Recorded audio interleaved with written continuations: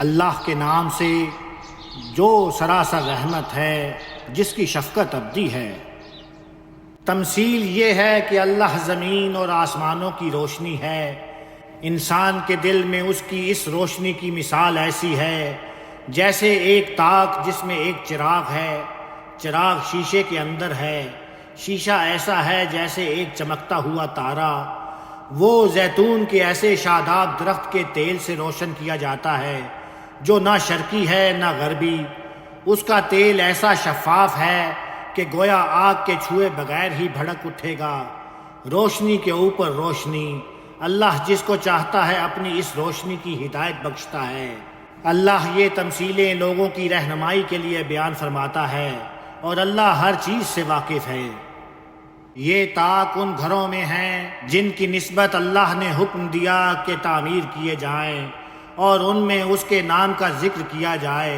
ان میں وہ مردان حق صبح و شام اس کی تسبیح کرتے ہیں، جن کو تجارت اور خرید و فروخت اللہ کی یاد اور نماز کے اہتمام اور زکوٰۃ کے ادا کرنے سے غافل نہیں کرتی۔ وہ اس دن سے ڈرتے ہیں جس میں دل الٹیں گے اور آنکھیں پھری کی پھری رہ جائیں گی، کہ اللہ ان کے عمل کا بہترین بدلہ انہیں دے اور ان کو اپنے فضل سے مزید نوازے۔ اللہ جس کو چاہے گا بے حساب عطا فرمائے گا۔ اس کے برخلاف جو لوگ اس روشنی کے منکر ہیں، ان کے اعمال کی تمثیل یہ ہے کہ جیسے چٹیل صحرا میں سراب جس کو پیاسا پانی گمان کرے، یہاں تک کہ جب وہ اس کے پاس آئے تو اسے کچھ نہ پائے، البتہ وہاں اللہ کو پائے۔ پھر وہ اس کا حساب پورا چکا دے، اور اللہ کو حساب چکاتے کبھی دیر نہیں لگتی۔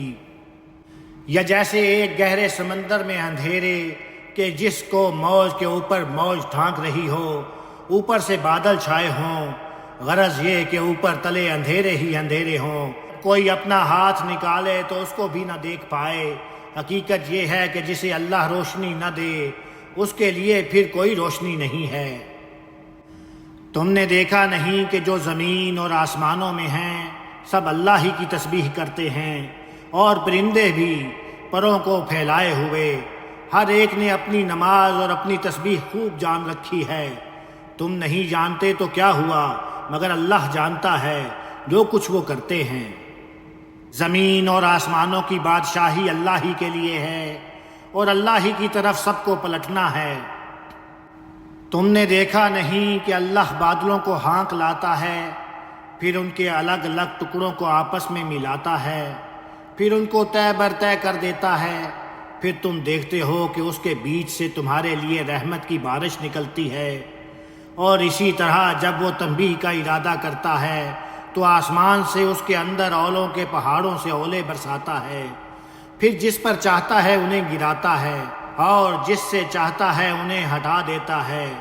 اس کی بجلی کی چمک ہے کہ گویا نگاہوں کو اس کے لیے چلی جاتی ہے۔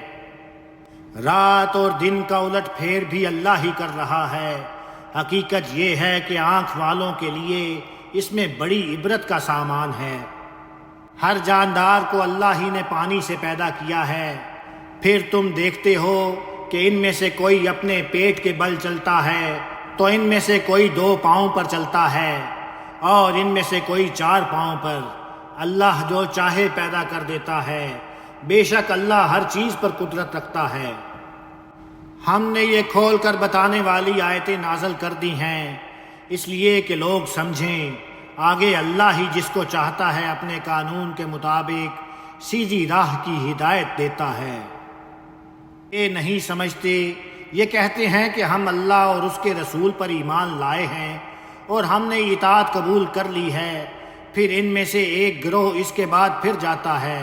حقیقت یہ ہے کہ یہ ماننے والے نہیں ہیں۔ انہیں جب اللہ اور اس کے رسول کی طرف بلایا جاتا ہے کہ رسول ان کے درمیان ان باہمی جھگڑوں کا فیصلہ کر دے، تو ان میں سے ایک گروہ اسی وقت پہلو تہی کر جاتا ہے۔ البتہ اگر حق ان کو ملنے والا ہو تو رسول کے پاس بڑے فرما بردار بن کر آ جاتے ہیں۔ کیا ان کے دلوں میں منافقت کی بیماری ہے، یا ابھی شک میں پڑے ہوئے ہیں، یا انہیں اندیشہ ہے کہ اللہ اور اس کا رسول ان کے ساتھ ظلم کریں گے؟ ہرگز نہیں، بلکہ یہ خود ہی ظالم ہیں۔ ایمان والوں کی بات تو یہ ہوتی ہے کہ جب وہ اللہ اور اس کے رسول کی طرف بلائے جاتے ہیں کہ رسول ان کے درمیان فیصلہ کرے تو کہتے ہیں کہ ہم نے سنا اور مانا۔ حقیقت یہ ہے کہ یہی لوگ فلاح پانے والے ہیں۔ یاد رکھو، جو اللہ اور اس کے رسول کی اطاعت کریں گے اور اللہ سے ڈریں گے اور اس کے حدود کی پاسداری کریں گے تو وہی ہیں جو مراد کو پہنچیں گے۔ یہ منافقین وہ لوگ ہیں کہ انہوں نے اللہ کی کڑی کڑی قسمیں کھائیں کہ اگر تم انہیں جہاد کا حکم دو گے تو یہ ضرور نکلیں گے۔ کہہ دو کہ قسمیں نہ کھاؤ، تم سے دستور کے مطابق اطاعت چاہیے، اللہ یقیناً جانتا ہے جو کچھ تم کر رہے ہو۔ ان سے کہہ دو کہ اللہ کی اطاعت کرو اور اس کے رسول کی اطاعت کرو، لیکن اگر روگردانی کرو گے تو یاد رکھو کہ رسول پر وہی ذمہ داری ہے جو اس پر ڈالی گئی ہے، اور تم پر وہی جو تم پر ڈالی گئی ہے۔ تم اس کی اطاعت کرو گے تو ہدایت پاؤ گے، اور رسول پر تو صرف صاف صاف پہنچا دینے کی ذمہ داری ہے۔ تم میں سے جو لوگ ایمان لائے اور انہوں نے اچھے عمل کیے ہیں، ان سے اللہ کا وعدہ ہے کہ ان کو وہ اس سرزمین میں ضرور اسی طرح اقتدار عطا فرمائے گا جس طرح اس سے پہلے گزرے ہوئے لوگوں کو اس نے عطا فرمایا تھا، اور ان کے لیے ان کے دین کو پوری طرح قائم کر دے گا جسے اس نے ان کے لیے پسند فرمایا ہے، اور ان کے پاس اس خوف کی حالت کے بعد اسے ضرور امن سے بدل دے گا۔ وہ میری عبادت کریں گے، کسی چیز کو میرا شریک نہ ٹھہرائیں گے، اور جو اس کے بعد بھی منکر ہوں تو وہی نافرمان ہیں۔ تم اپنے شبہات سے نجات چاہتے ہو تو نماز کا اہتمام رکھو اور زکوٰۃ ادا کرو، اور رسول کے فرما بردار بن کر رہو تاکہ تم پر رحم کیا جائے۔ ان منکروں کے بارے میں ہرگز یہ خیال نہ کرو کہ اس سرزمین میں یہ خدا کو عاجز کر دیں گے، ہرگز نہیں، یہ خود عاجز ہوں گے، اور ان کا ٹھکانہ آگے بھی دوزخ ہے، اور وہ نہایت برا ٹھکانہ ہے۔ ایمان والو، تمہارے قلب و نظر کی پاکیزگی کے لیے جو ہدایت ہم نے دی ہے، تم ان کی مزید وضاحت چاہتے ہو تو سنو۔ تمہارے غلام اور لونڈیاں اور تم میں جو بلوغ کو نہیں پہنچے 3 وقتوں میں تم سے اجازت لے کر تمہارے پاس آیا کریں، نماز فجر سے پہلے، جب دوپہر کو تم کپڑے اتارتے ہو، اور نماز عشاء کے بعد۔ یہ 3 وقت تمہارے لیے پردے کے وقت ہیں۔ ان کے علاوہ وہ بلا اجازت آ جائیں تو نہ تم پر کوئی گناہ ہے نہ ان پر، اس لیے کہ تم ایک دوسرے کے پاس آنے جانے والے ہی ہو۔ اللہ تمہارے لیے اسی طرح اپنی آیتوں کی وضاحت کرتا ہے، اور اللہ علیم و حکیم ہے۔ تم میں جو بچے ہیں وہ جب بلوغ کو پہنچ جائیں تو اسی طرح اجازت لے کر آئیں جس طرح ان کے اگلے اجازت لیتے رہے ہیں۔ اللہ تمہارے لیے اسی طرح اپنی آیتوں کی وضاحت کرتا ہے، اور اللہ علیم و حکیم ہے۔ اور بڑی بوڑھی عورتیں جو اب نکاح کی امید نہیں رکھتی ہیں، وہ اگر اپنے دوپٹے گریبانوں سے اتار دیں تو ان پر کوئی گناہ نہیں، بشرطے کہ زینت کی نمائش کرنے والی نہ ہوں۔ تاہم وہ بھی احتیاط کریں تو ان کے لیے بہتر ہے، اور اللہ سمیع و علیم ہے۔ اللہ ان ہدایات سے تمہارے لیے کوئی تنگی پیدا نہیں کرنا چاہتا، اس لیے نہ اندھے کے لیے کوئی حرج ہے، نہ لنگڑے کے لیے، اور نہ مریض کے لیے، اور نہ خود تمہارے لیے کہ تم اپنے گھروں سے یا اپنے باپ دادا کے گھروں سے یا اپنی ماؤں کے گھروں سے یا اپنے بھائیوں کے گھروں سے یا اپنی بہنوں کے گھروں سے یا اپنے چچاؤں کے گھروں سے یا اپنی پھپھیوں کے گھروں سے یا اپنے ماموؤں کے گھروں سے یا اپنی خالاؤں کے گھروں سے یا اپنے زیر تولیت کے گھروں سے یا اپنے دوستوں کے گھروں سے کھاؤ پیو، تم پر کوئی گناہ نہیں، چاہے مرد و عورت اکٹھے بیٹھ کر کھاؤ یا الگ الگ۔ البتہ جب گھروں میں داخل ہو تو اپنے لوگوں کو سلام کرو، اللہ کی طرف سے مقرر کی ہوئی ایک بابرکت اور پاکیزہ دعا۔ اللہ تمہارے لیے اسی طرح اپنی آیتوں کی وضاحت کرتا ہے تاکہ تم عقل سے کام لو۔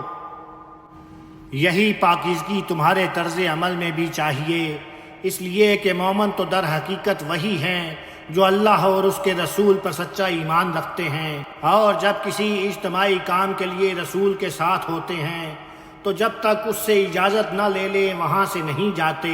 جو لوگ تم سے اجازت لے کر جاتے ہیں وہی اے پیغمبر اللہ اور اس کے رسول کے ماننے والے ہیں، سو جب وہ اپنے کسی کام کے لیے تم سے اجازت مانگیں تو ان میں سے جس کو چاہو اجازت دے دیا کرو، اور ان کے لیے اللہ سے مغفرت کی دعا کرتے رہو، بے شک اللہ بخشنے والا ہے، اس کی شفقت ابدی ہے۔ تم لوگ اپنے درمیان رسول کے بلانے کو اس طرح نہ بلانا سمجھو جس طرح تم آپس میں ایک دوسرے کو بلاتے ہو، اللہ ان لوگوں کو خوب جانتا ہے جو تم میں سے ایک دوسرے کی آڑ لیتے ہوئے چپکے سے چلے جاتے رہے ہیں، سو ان لوگوں کو ڈرنا چاہیے جو رسول کے حکم سے گریز کر کے اس کی مخالفت کرتے رہے ہیں کہ ان پر کوئی آزمائش آ جائے یا ان کو دردناک عذاب آ پکڑے۔ سنو، زمین اور آسمانوں میں جو کچھ ہے سب اللہ ہی کا ہے، تم جس حال پر ہو اللہ اس کو جان چکا ہے۔ جس دن یہ اس کی طرف لوٹائے جائیں گے تو وہ انہیں بتا دے گا جو کچھ یہ کر کے آئے ہیں، اور یاد رکھو کہ اللہ ہر چیز سے واقف ہے۔ استغفر اللہ ربی واتوب علیہ، استغفر اللہ ربی واتوب علیہ، استغفر اللہ ربی واتوب علیہ۔ الحمدللہ رب العالمین، آمین یا رب العالمین۔